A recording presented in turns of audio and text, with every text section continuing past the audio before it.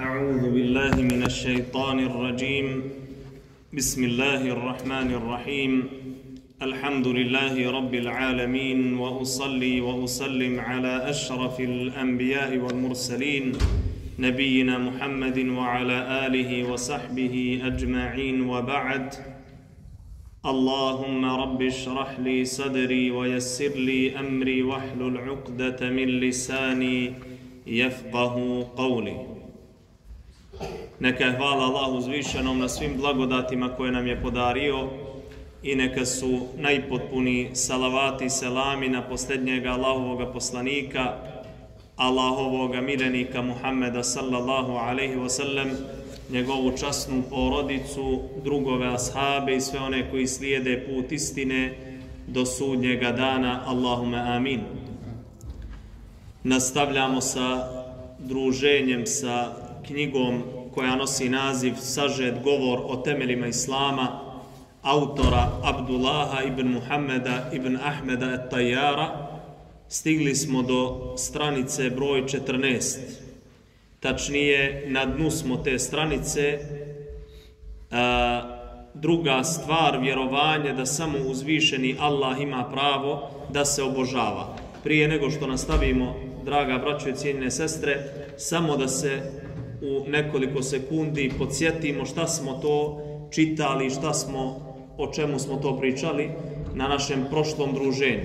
Pričali smo o temeljima vjerovanja, tačnije o prvom temelju vjerovanja, a to je vjerovanje u uzvišenoga Allaha. I kazali smo da to vjerovanje u Allaha obuhvata nekoliko stvari i da je prva stvar vjerovanje u postojanje Allaha. Znači, da bi ti bilo vjerovanje u Allaha ispravno, mora da ispuni neke stvari ili da obuhvati kod tebe u tvojeme srcu i u tvojeme ubjeđenju nekoliko stvari, a prva je da vjeruješ da postoji Allah uzvišeni. I kazali smo da na postojanje Allah uzvišenoga u osnovi upućuju 4 stvari. Prva je razum, druga su materijalni dokazi, nakon toga fitra ili neiskvarena priroda kod čovjeka, dakle ljudski instinkt, i nakon toga šerijatski dokazi ukazuju ili upućuju na postojanje uzvišenoga Allaha. To je dakle bila prva stvar koja obuhvata vjerovanje u Allaha. To jeste da Allah uzvišeni postoji. Nakon toga dolazi nam druga stvar sa kojom ćemo se noćas družiti ili odpočeti naše druženje. Dakle, na 14. stranici, na dnu te stranice, autor, Allah mu se smilovao, kaže: druga stvar, vjerovanje da samo uzvišeni Allah ima pravo da se obožava. To znači da čvrsto vjeruješ svojim srcem sa svjedočenjem jezikom da je on istinski Bog koji nema sudruga u obožavanju, a sve što bude obožavano mimo njega je ništavno. Dakle, druga stvar koju obuhvata vjerovanje u Allaha uzvišenog jeste da vjeruješ i da si ubijeđen da samo Allah uzvišeni zaslužuje da bude obožavan. I u osnovi čovjek je stvoren da obožava Allaha uzvišenog. Misija čovjeka na zemlji i misija džina na zemlji jeste da obožavaju Allaha uzvišenog. Allah uzvišeni nam o tome govori u Kur'anu, pa kaže: وَمَا خَلَقْتُ الْجِنَّ وَالْإِنْسَ إِلَّا لِيَعْبُدُونَ. Kaže, nisam ljude niti džine stvorio osim da me obožavaju, osim da mi ibadet čine. To ne znači da bi čovjek morao da klanja čitav dan i da je po čitav dan u džamiji. Obožavanje ili ibadet je nešto puno više ili veće od toga. Obožavanje Allaha nije samo klanjanje 5 dnevnih namaza. Čovjek, musliman, vjernik bi trebao da obožava Allaha u svakom trenutku svojega života. Kako? Tako što će sve što hoće da uradi od svojih poslova, bilo to vezano za njegov dunjaluk, za novac ili nešto slično tome, ili konkretno vezano za onaj svijet, treba prije nego što to nešto uradi da razmisli hoće li Allah biti zadovoljan sa mnom i sa ovim dijelom kojega upravo hoću da uradim. Dakle, tako bi trebao vjernik da živi, da svaki njegov udisaj i izdisaj budu radi Allaha uzvišenog. Sve što hoćeš da uradiš u svojem životu, da razmisliš prije nego što to uradiš, je li Allah zadovoljan ovim mojim djelom koje ja hoću sada uradim. To je obožavanje Allaha 24 sata dnevno i to je put Allahovog zadovoljstva. Da prije svakoga djela razmisliš u sebi hoće li Allah biti zadovoljan ovim mojim djelom ili neće. Dakle, druga stvar jeste da vjeruješ da samo Allah uzvišeni ima pravo da bude obožavan. Jer ako je On gospodar nebesa i zemlje, ako je On Allah, Bog uzvišeni i svevišnji, zar nema samo On pravo da bude obožavan?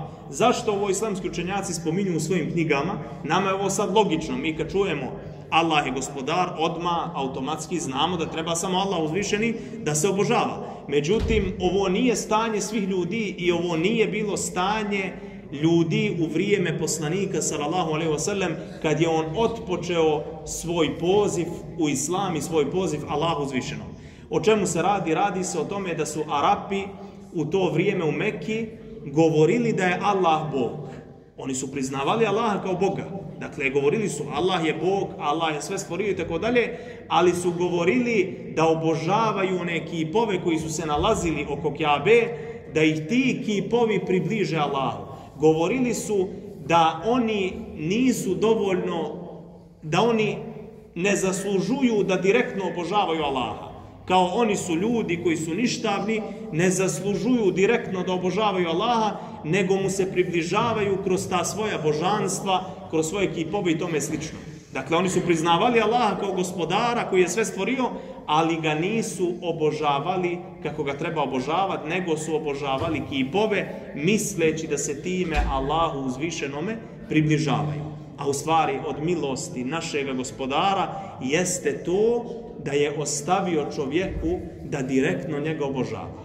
Bez ikakvih zastora, bez ikakvih nekakvih ljudi ili božanstava, neuzubila ili nešto slično tome što će te povezati sa Allahom uzvišenim. Nego je tvoja veza sa Allahom uzvišenim direktna. Ti digneš ruke, Allah uzvišeni te sluša. Tražiš od Allaha, Allah uzvišeni te sluša i uslišava tvoje dove. Dakle, tvoja veza sa tvojim gospodarom treba da bude direktna, onako kako Allah to želi od tebe. Dakle, tvoja veza sa Allahom, kad si u namazu, kad učiš dovu, treba da bude direktna. I za to je najprezreniji grijeh i najveći grijeh kod Allaha uzvišenog da mu pripišeš druga u nekoj od ovih stvari. Da ne daj Bože, tražiš nešto od Allaha preko nekog čovjeka ili postoje raznorazne sekte koje se pripisuju islamu, odu tamo na mezar, traže od onih ljudi nekakvih njihovih tobož šejhova iz mezara i slično tome, ili imaju ljudi koji odu na hadž, odu u Medinu i onda čine dovu poslaniku.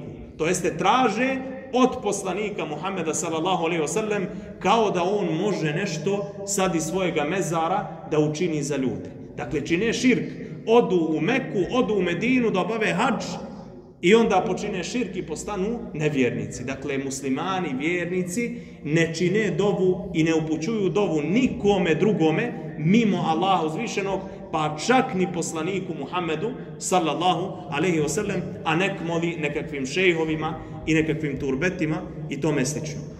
Dalje, autor knjige kaže, uzvišeni Allah je rekao, to je zato što uzvišeni Allah postoji, a oni koje pored uzvišenog Allaha obožavaju ne postoje. I zato što je uzvišeni Allah uzvišen i velik. Vjerovanje u jednoću u obožavanju gospodara podrazumijeva to da čovjek ništa od ibadeta, vidova obožavanja ne upućuje nikom drugom osim uzvišenom Allahu.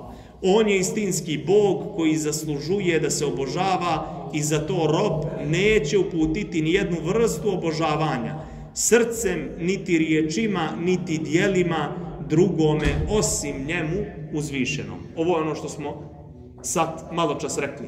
Dakle, ni jedan vid ibadeta se ne upućuje nikome drugome osim Allahu uzvišenom. Allahu se upućuju dove, Allahu se čovjek klanja, od Allaha čovjek traži nafaku, opskrbu, na Allaha se musliman, pravi, istinski vjernik oslanja, samo se na Allaha oslanja, ne oslanja se na ljude, ne traži od ljudi pomoć. Kad su neke dunjalučke, da kažemo, stvari u pitanju, dozvoljeno je čovjeku da traži pomoć. Ali pazite, islamski učenjaci kažu, najbolje bi bilo kad ne bi od ljudi tražio ništa. U pitanju poslanik sallallahu alejhi ve sellem upitao ga jedan ashab, kaže: o Allahu poslaniče, reci mi šta da radim da me Allah zavoli, ali i da me ljudi zavole. Pazite kako pitanje. Kaže: reci mi nešto da radim da me Allah uzvišeni zavoli, ali da me i ljudi zavole. Ovo je znak, znači da nije pokuđeno da te ljudi vole, nego bi vjernik trebao da se trudi da ga vole vjernici, da bude poznat kao dobar i da bude voljen među vjernicima. Pa mu kaže poslanik sallallahu alejhi ve sellem, kaže: budi zahid ili budi skroman po pitanju onoga što je u rukama ljudi, pa će te ljudi voljeti. To jeste, nemoj da tražiš od ljudi. Nemoj da tražiš i da iščeš od ljudi, pa će te ljudi voljeti, a traži od Allaha. Pazite, suprotna stvar. A traži od Allaha puno, pa će te Allah uzvišeni zavoljeti. Allah uzvišeni voli da se od njega traži. Voli da se od njega traži, da mu upućuješ dove, da se poniziš pred njim, da budeš ono što jesi, ponizni i ništavni rob Allahov. Allah to želi od tebe. Ali da se poniziš pred njim, da bi te on uzdigao nad njegovim stvorenjima. Ako se poniziš kod ljudi i budeš puno tražio kod ljudi, bit ćeš ponižen kod ljudi, nećeš vrijedeti kod Allaha, a kod ljudi ćeš još manje vrijedeti i ljudi te neće voljeti. Ljudi ne vole da se puno od njih traži. Dakle, mi znamo to iz prakse. Ako se puno traži od čovjeka, čovjek odmah automatski izbjegava tu osobu. Čovjek koji puno traži od ljudi, ne vole ga ljudi, izbjegavaju ga ljudi i tome slično. Dalje kaže autor, Allah mu se smilovao, uzvišeni je rekao u Kur'anu časnome: o ljudi, obožavajte gospodara svoga koji vas je stvorio, a i one prije vas, da biste bili bogobojazni. Uzvišeni je rekao: Allaha obožavajte i nikoga njemu ravnim ne smatrajte. Pa ponovo spominje ajet, uzvišeni je rekao: gospodar tvoj zapovijeda da samo njega obožavate. Zbog čega autor knjige spominje ove ajete? Zato što on ovim ajetima dokazuje da se samo Allah uzvišeni obožava. U vjerodostojnom hadisu od Allahovog poslanika sallallahu alejhi ve selleme prenosi se da je rekao: uzvišeni Allah je rekao: ja sam najnezavisniji da mi se sudrug pripisuje. Ko uradi neko djelo pa mi u njemu pripiše druga, ostavljam njega i njegovo djelo širka. To jeste, koje god djelo da uradiš, a nije samo zarad Allaha urađeno, to djelo je kod Allaha ništavno. Dakle, uzeo si 10 eura da udjeliš siromahu ili da udjeliš u džamiji i onda te neko vidi i tebi dođe osjećaj da ti to sad udjeljuješ da bi on tebe vidio i da on kaže kako si ti darežljiv, kako ti dijeliš. Dakle, odmah imaš primjesa širka u tom svojem djelu. Ne radiš to više zarad Allaha, nego radiš da bi ljudi rekli kako si darežljiv i tome slično. Allah uzvišeni kaže: ja ostavljam njega i njegovo djelo širka. Dakle, svako djelo koje učiniš, a koje nije samo zarad Allaha, ono je kod Allaha ništavno. I zbog toga moramo da se potrudimo dobro. Kad god činimo bilo koje to djelo bilo, braćo, da li je to namaz, da li je to čitanje Kur'ana, da li je to bilo koje drugo dobro djelo, da ga radimo zarad Allaha. I za to ne smije čovjek da radi dobra djela paušalno. Navikli smo da dolazimo na halku subotom, nakon akšam namaza i ništa ja ne razmišljam. Sjednem u auto, idem ka džamiji, nisam ni razmislio zbog čega idem ka džamiji. Nisam ni preispitao svoje srce i svoj nijet. Samo sam sjeo u auto, došao u džamiju, klanjao, slušao ders, izašao iz džamije i pojma nemam šta se desilo. Nego čovjek treba da razmišlja kad radi neko djelo. Da razmisli zbog čega ja sad idem u džamiju. Pa da se na kraju krajeva i bori sa sobom. Da se boriš sa svojim srcem koje je prevrtljivo, koje neće uvijek da čini djela zarad Allaha, nego nekad hoće zarad ljudi, nekad zarad ovoga, nekad zarad onoga, ali je stvar da se boriš sa svojim srcem i sa svojim nijetom, da kad god radiš neko djelo, da to bude samo zarad Allaha uzvišenog, jer na kraju krajeva, ako bude zarad nekoga drugoga, onda nemaš od toga ništa, ni na dunjaluku, iako se možda ljudima čini, imam ja na dunjaluku, ljudi me hvale i tako dalje, međutim to je prolazno, a nakon toga nemaš ništa od tih djela na ahiretu. I zbog toga musliman treba da bude pametan, da radi svoja djela samo zarad Allaha uzvišenog. Stoga je obaveza, kaže autor, stoga je obaveza svakog roba da ne upućuje niti jednu vrstu ibadeta nekom drugom mimo uzvišenom Allahu, kao što je zavjetovanje, prinošenje žrtve, dova, traženje izlaza i pomoći, poniznost i skrušenost, kajanje propraćeno traženjem oprosta, obavljanje namaza, hadž, davanje zekijata i tako dalje i tako dalje. Dakle, spominje autor knjige obrede ili ibadete koje čovjek nikako ne smije da čini osim zarad Allaha. Koje čovjek ne smije da čini zarad nekoga drugoga osim zarad Allaha. Jer, kaže, upućivanje bilo koje od ovih vrsta ibadeta nekom drugom jeste širk. Da se klanjaš nekom drugom i zarad nekog drugoga, to je širk. Da upućuješ dovu nekom drugom mimo Allaha, da tražiš od nekog drugoga nešto što samo Allah može da ispuni, to je širk. Dakle, da tražiš od nekoga nešto što on nije kadar da uradi, što je kadar samo Allah uzvišen da uradi, to je širk. Nakon toga, kaže autor knjige, treća stvar, vjerovanje u njegova lijepa imena i savršena svojstva. Dakle, govorimo o vjerovanju Allaha i šta ono obuhvata. Kazali smo da prvo obuhvata vjerovanje da Allah postoji. Nakon toga smo govorili o vjerovanju da samo uzvišeni Allah ima pravo da bude obožavan. I sad treća stvar, vjerovanje u njegova lijepa imena i savršena svojstva.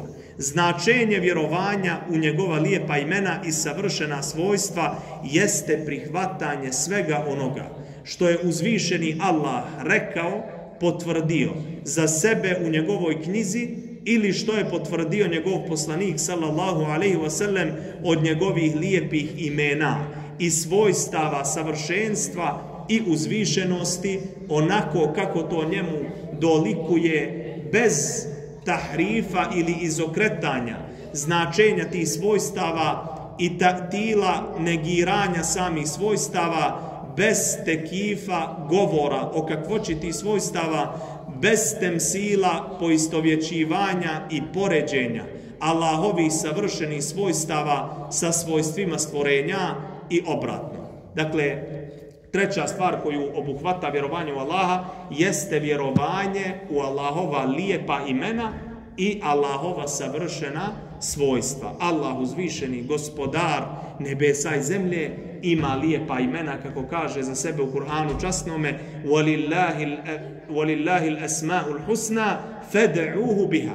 Kaže, Allah ima lijepa imena, pa ga dozivajte njima. Allah želi da ga dozivamo njegovim lijepim imenima koja je spomenuo u Kur'anu časnom. Mi znamo odmah iz Fatihe nekoliko Allahovih lijepih imena.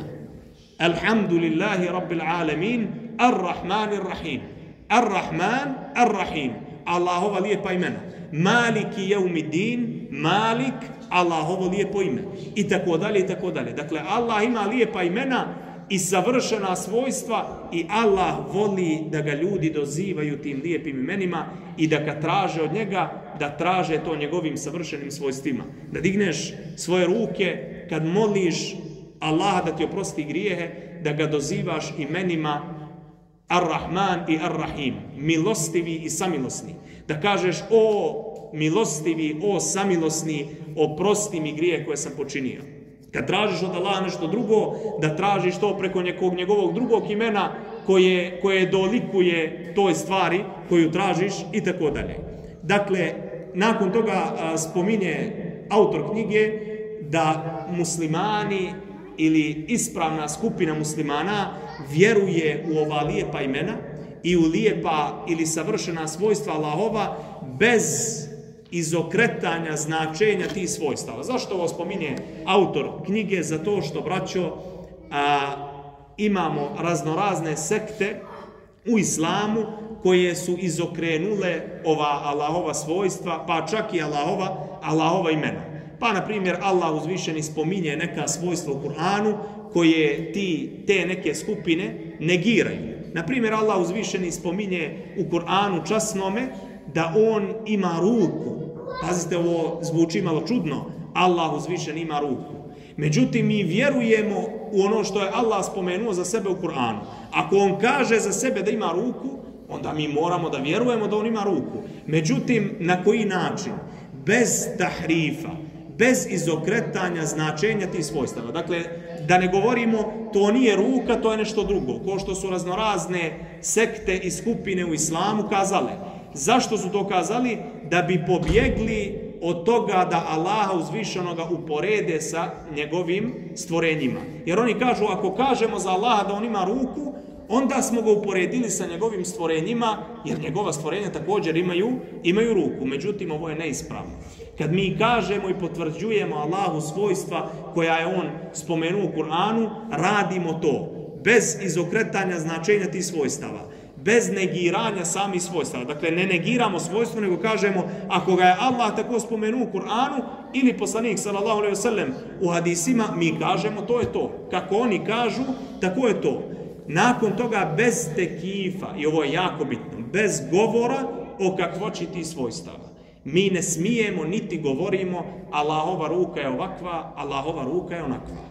Allah kaže za sebe da ima ruku, mi samo potvrdimo to svojstvo. Kažemo, Allah ako kaže za sebe nešto, onda on to ima. Ali ne ulazimo u kakvoću toga. Ne govorimo ovakva je ta ruka, onakva je ta ruka i tome slično. Dakle, to je nešto što ne možemo mi nikada dok učimo. Kako to izgleda? Kako izgledaju ta neka Allahova svojstva koja on spominje, mi to ne možemo da dokučimo. I nije to, i nećemo na kraju krajeva ni biti pitani za to. Nego je stvar da čovjek prihvati ono što je Allah za sebe kazao, onako kako je Allah sebe opisao da to prihvati, ali bez ulaženja u kakvoću. Da ne govori ovako je to, onako je to, nego prihvatiš, ne negiraš i ne ulaziš u kakvoću toga svojstva.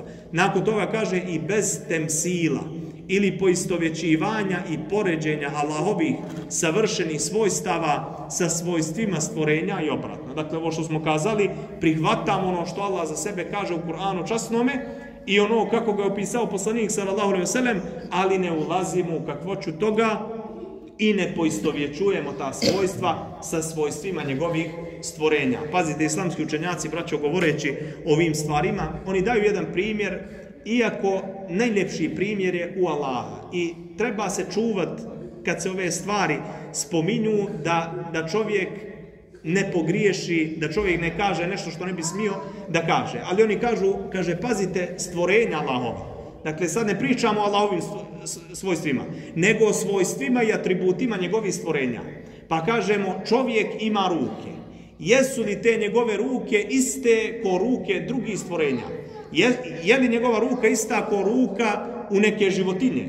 Nije. Dakle, razlikuje se, među stvorenjima se razlikuju ti atributi i ta svojstva. A kako je tek u Allaha uzvišeno? U gospodara nebesa i zemlje, kojeme pripadaju savršena svojstva i uzvišena svojstva. Dakle, nikako se to ne može uporediti i nikako se to ne može ni zamisliti i naravno ne smijemo da ulazimo u kakvoću tih svojstava savršenih Allahovih. Uzvišeni Allah je rekao, Allah ima najljepša imena i vi ga zovite tim imenima. Svaki Allahov rob treba da osjeti veličinu njegovih lijepih imena i savršenih svojstava i da njima obožava uzvišenog Allaha, jer zaista vjerovanje u Allahova lijepa imena i savršena svojstva rađa kod čovjeka ljubav, strah i nadu prema uzvišenom Allahu. Kaže, zaista vjerovanje u Allahova lijepa imena i njegova savršena svojstva rađa kod čovjeka ljubav prema Allahu, strah od Allaha i nadu prema uzvišenom Allahu. Dakle, kad mi znamo i saznamo da je Allah uzvišeni gospodar nebesa i zemlje, da je njegovo sve što je na nebesima i što je na zemlji, odmah treba da se stvori strah u našim srcima od toga gospodara. Od toga gospodara pred kojim ćemo svi stati. A nakon toga kad saznamo da je Allah Ar-Rahman Ar-Rahim, milostivi i samilosni, onda treba da imamo nadu u Allahovu milost i da se nadamo Allahovoj milosti, normalno radeći dobra djela, ne ostavljajući rad dobrih djela. I sva ova svojstva koja Allah ima, i sva njegova lijepa imena i savršena svojstva, trebala bi kod čovjeka da probude ljubav prema Allahu, prema njegovome gospodaru.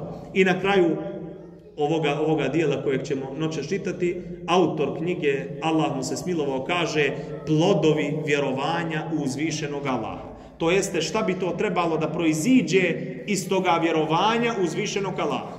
Vjerujemo u Allaha uzvišenoga, trebale bi neke stvari iz toga da proiziđu. Trebali bi neki plodovi da se izrode iz tog mojega vjerovanja u Allaha uzvišenog.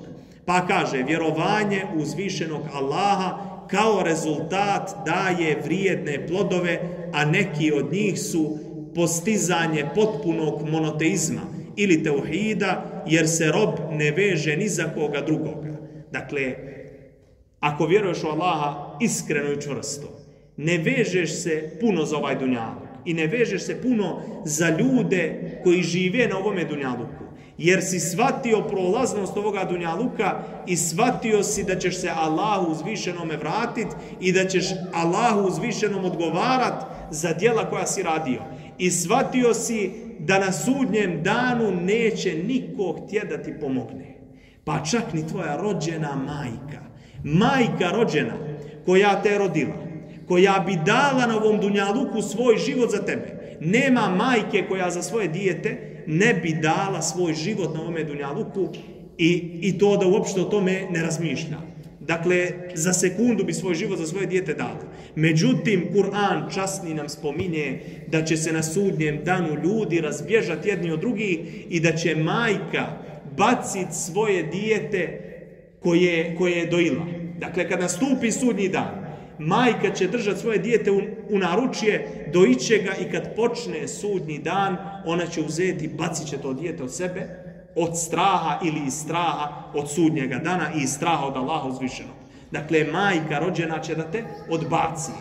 I ako dođeš, i to se spominje u hadisima, da tražiš od tih svojih rođaka, od te svoje majke, od toga svoga oca, koje mi volimo normalno na ovome dunjaluku i oni nas vole, da im tražiš da ti dadnu jedno dobro djelo kako bi se spasio, niko ti to dobro djelo neće dati. I zbog toga ne treba čovjek puno da se veže za ljude na ovome dunjaluku, koliko god oni njemu bili bliski. Pa makar mu bili rođena djeca, treba prije svega o sebi da razmišlja i da radi dobra djela i da se boji Allaha uzvišenoga pred kojim će da stane i pred kojim će da odgovara za svoje djela. Nakon toga kaže potpuna ljubav prema uzvišenom Allahu. Dakle, plod vjerovanja u Allaha bi trebao da bude potpuna ljubav prema uzvišenom Allahu i njegovo veličanje njegovim lijepim imenima i uzvišenim svojstvima. Nakon toga postizanje robovanja njemu radom onoga što je on naredio i klonjenjem onoga što je zabranio.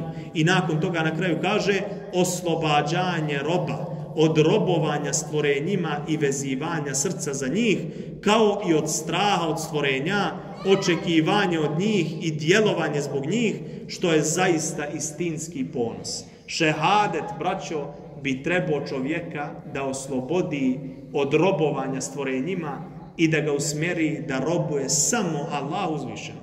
I ovo je istinska sloboda na ovome svijetu. Da postigneš to da ne robuješ Allahovim stvorenjima, da ne robuješ dinaru i dirhemu, da ne robuješ ženama, da ne robuješ svojim strastima, da robuješ samo Allahu uzvišenom. Kad je šejhul Islam ibn Tejmije, braćo, bio zatvoren, a puno puta je zatvaran tokom svojega života u zatvor. Pa je neprilike bio zatvoren, pa mu je došao njegov učenik Ibn Qayyim al-Jauzi. Ovo su sve poznata imena. Ibn Tejmije, veliki islamski učenjak, jedan od najvećih islamskih učenjaka na svijetu, koji se ikad pojavio. Njegov učenik šejhul Islam ibn Qayyim al-Jauzi, također jedan od najvećih islamskih učenjaka svih vremena, dolazi kod njega da ga posjeti u zatvoru i počinje da plače. Pa mu kaže Ibn Tejmije, zašto plačeš? Kaže, plačem jer su te zatvorili. Plačem, gledam te tu iza rešetaka i jednostavno mi te žao. Pa kaže njemu šejhul Islam ibn Tejmije, kaže, ja nisam zatvoren, niti sam ja u tamnici. Kaže, zarobljen je onaj kojega su zarobile njegove strasti. Dakle, onaj koji robuje svojim strastima, on je istinski zatvorenik na ovome dunjaluku. A onaj koji je izgovorio šehadet i shvatio značenje ti riječi, pa ga taj šehadet oslobodio od robovanja stvorenjima, taj je istinski slobodan čovjek, koji ne robuje nikome osim Allahu uzvišenom. I taj je istinski slobodan čovjek i taj je uistinu ponosan insan. Allaha uzvišenoga molimo da nas oslobodi od robovanja njegovim stvorenjima i da nas usmjeri robovanju samo njemu i da nas učini od istinskih, ponosnih i slobodnih muslimana, da nas tako ostavi u životu, u smrti, na kraju krajeva proživi i sastavi sa poslanikom sallallahu alaihi wa sallame u džennetul firdevsu. Amin, ja rabbel alamin. Wa ahiru da'wana anil hamdulillah.